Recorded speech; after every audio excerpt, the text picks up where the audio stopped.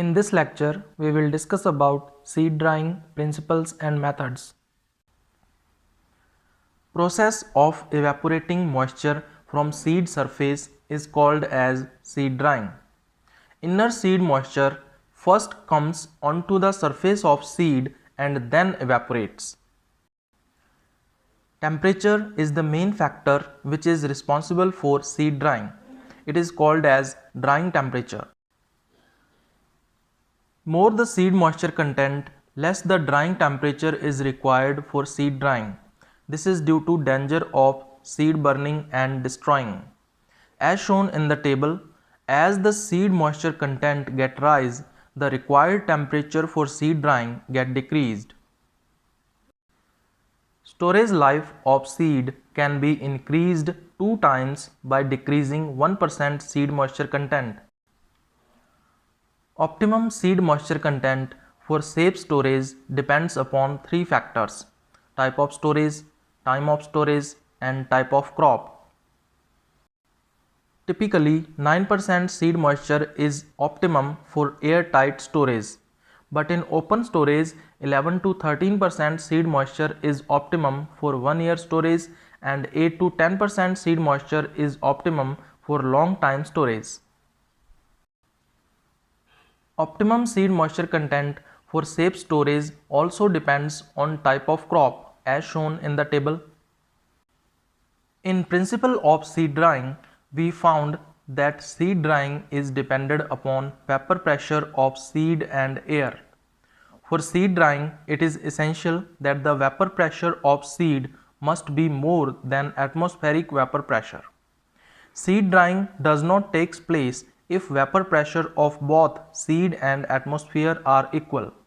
Seed moistening takes place if atmospheric vapor pressure is more than the vapor pressure of seed.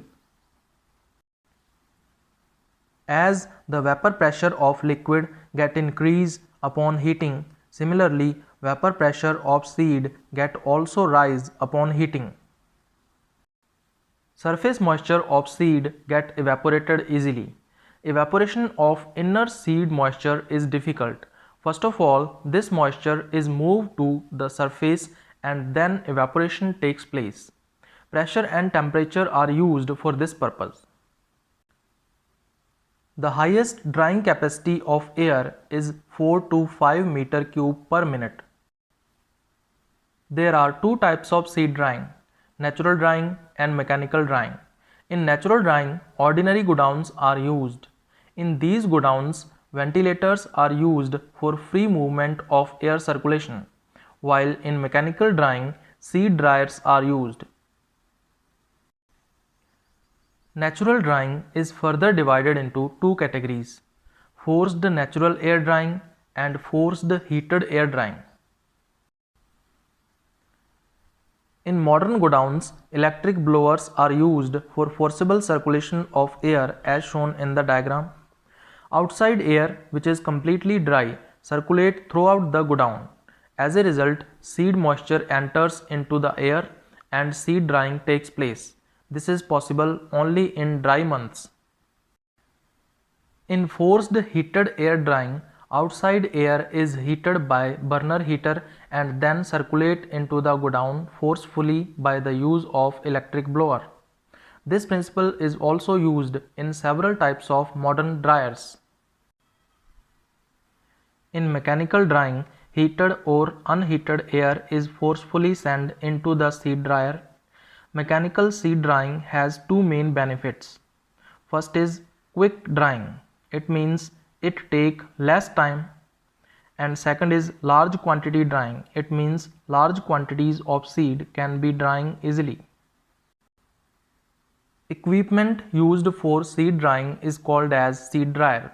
Different types of seed dryers are used for seed drying, as batch bin dryer and continuous flow dryer. Batch bin dryer is also called as metal bin dryer because its body is made up of metal, and a fixed amount of seed can be dry once by this dryer. As shown in the diagram, lower part of dryer is empty and adjusted with a heater and fan for the supply of hot and dry air. Floor of seed bin is perforated for passing of hot dry air through its pores. When hot and dry air pass through seeds, it creates a gradient of dry and moist seeds. Hence, seed bin can be divided into three hypothetical parts: upper wet grain zone, middle seed drying zone, and lower dry grain zone. Lower part of seed bin contain a grain outlet for outpass of dry grains. Upper part contain a grain inlet for seed entry, which is also work to pass the moist air. Below, air outlets are also present for passing out of moist air.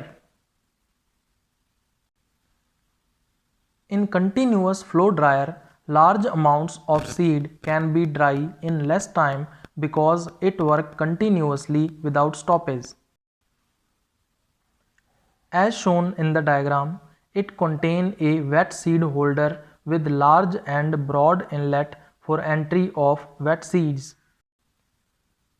This wet seed holder is further connected with peripheral perforated empty tube.